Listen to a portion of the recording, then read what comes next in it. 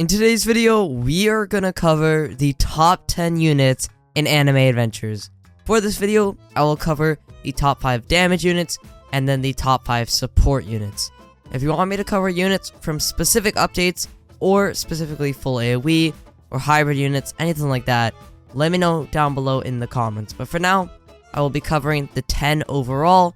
It's gonna be split into 5 damage and 5 support because, just spreading damage is definitely not smart. There are some units that are still good, but just aren't included in the list because I only chose 5 of each, especially with supports because there's literally so many supports and they're all good in their own way. They all do different things. It's not like a damage competition, so it's a lot harder to really say, the top 5 best support units. But definitely having like a slow and a time stop and law pushback, whatever, is more important than having other things. So I will explain that all later on in the video. If you do find this video helpful, please do consider leaving a like and subscribing, and I hope you guys enjoy the video. As far as damage top 5 goes, which by the way, these are in no specific order, I'm going to start off with Griffith. Now, Griffith does have 2 forms. One that is for damage, and one that is for a buff. Both forms are extremely good, but I'm not going to mention Griffith in the support list. I'm already mentioning him here, and I don't want to do that. But he is meta for both damage and support, so keep that in mind. If you are a solo, it is best to get Divine or Celestial on your Griffith, but if you plan to do leaderboard runs, you can always get Unique on yours, and then have someone else in your team bring a Divine one. The best way to utilize Griffith's damage is to get Griff to 99k yen spent on damage units, sacrificing and then maxing out all your damage units after that first sacrifice, and sacrificing for a second time. Of course, if you don't have Unique, you can place 3. So in that case, you're going to want to do 1 buff and then 2 damage versions. Griffith is undoubtedly one of the best units in the game currently, and to obtain him, all you have to do is get his first form from the banner, but then in order to evolve him, you do need to get takedowns and provide mythic units as a sacrifice. The process is a lot like Aizen, but is definitely well worth the grind. Stain. Stain is on this list due to his pair with Guts and Power. Stain DPS with no ability is not the greatest, and he's also circle AoE, but his ability, which 3x's his damage to bleeding enemies, and it also comes back every 20 seconds, which means if you use Guts to apply bleed, then that ability is going to be extremely good. Now, when using Guts to apply bleed, do keep in mind, you are going to need at least 2 Guts to keep up with bleed. This means having 1 unique Guts is not enough to sustain the bleed time required for Stain to hit his ability every 20 seconds. Now, what I mean by that is, let's say your Guts hits. You have a unique Guts, so you only have 1 Guts on you. If your unique Guts then hits, it may bleed for like 5 seconds or something. I don't know how long the bleed lasts, but then it's going to run out, which means his ability comes back every 20 seconds. I mean, like, there's going to be times where in those 15 seconds of downtime from like no bleed or whatever, his ability pops, but it's not going to work because no one's bleeding. So make sure you have at least 2, ideally 3. So maybe just get a Divine Guts. If you get Unique though, that is still awesome. It's better than Divine. But if you're solo running, you're probably going to want a Divine one. Like I said, if you're team running though, you don't have to worry. In leaderboard runs, all 4 of you will have a Unique Guts, and you'll be a-okay on bleed. On top of this, the new maps have armored enemies, which means full AoE units don't deal as much damage to specific enemies. So, with Stain being circle AoE, he is especially good on these armored enemy maps. To get Stain, you have to complete 15 of his raid to get a guaranteed Stain. For Stain, Unique would be the best. Divine is still extremely close though, closer compared to other 3 placement units. The reason why Divine is so close in DPS is because of his ability. Stain's ability is not a global cooldown, meaning having 3 Stains means 3 abilities every 20 seconds instead of 1. This means you get very close to Unique's DPS with a Divine Stain. If you get lucky and actually manage to get Divine plus maybe like range 3, sub 3, nimble 3, etc., anything like that, your unit's probably going to be even better than a Unique Stain. Next up, we have Guts. Guts is on this list due to his high damage, bleed, hybrid, and full AoE. It's extremely important to have a hybrid bleed unit when running with Stains. This used to be taken up by Uno, but then when Guts was introduced, they were quickly replaced.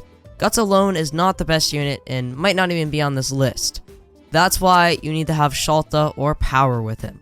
Power and Shulta 5x the bleed tick damage, which is extremely overpowered when bringing any unit that bleeds like Guts. This is why I say all the time, get Guts, Power, and Stain.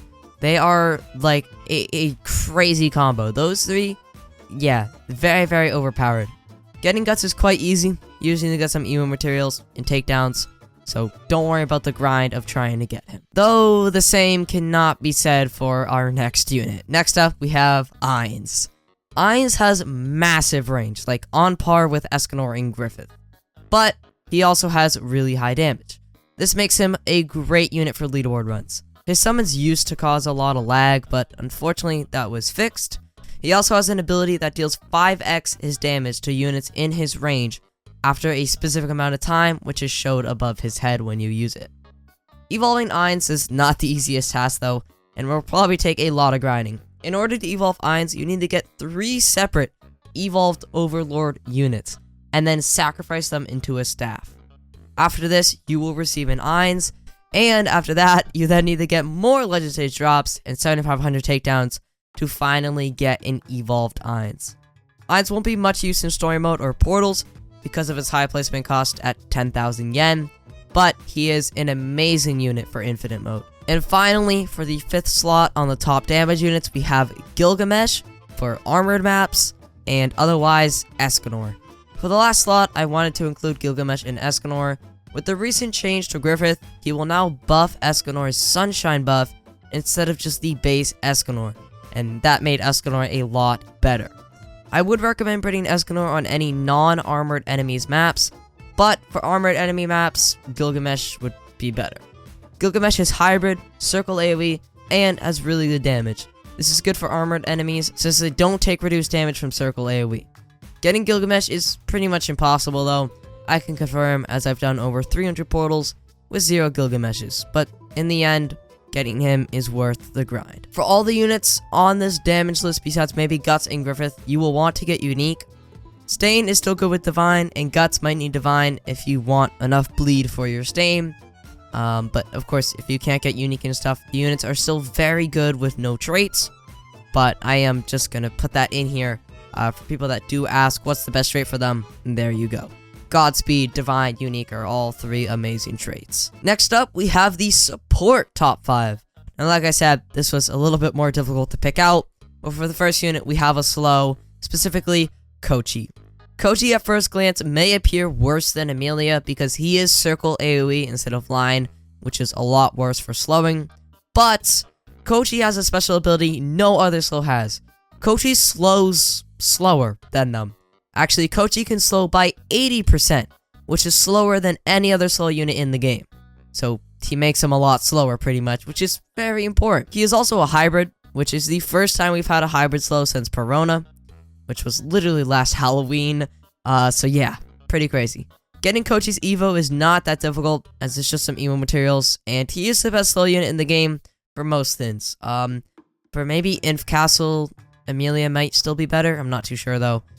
Maybe not on air mouse, but yeah, definitely a great slow unit, definitely worth getting. Next up, of course, we can't not mention the Power / Shulta, right? Of course, we have Power and Shulta here, as they are required to fulfill the Stain and Guts combo. But into Guts and no Power is pretty much criminal. The 5x bleed these units provide are extremely overpowered, and if you're too lazy to get a Shulta, like me, then you can always just trade for a Power. Power is a Chainsaw Man unit that came out a while ago, and so it is a tradable unit that you could just go ahead and find someone on the AA Discord that will give you one. Next up on the support list, I have another obvious pick, and that is Wenda and Erwin.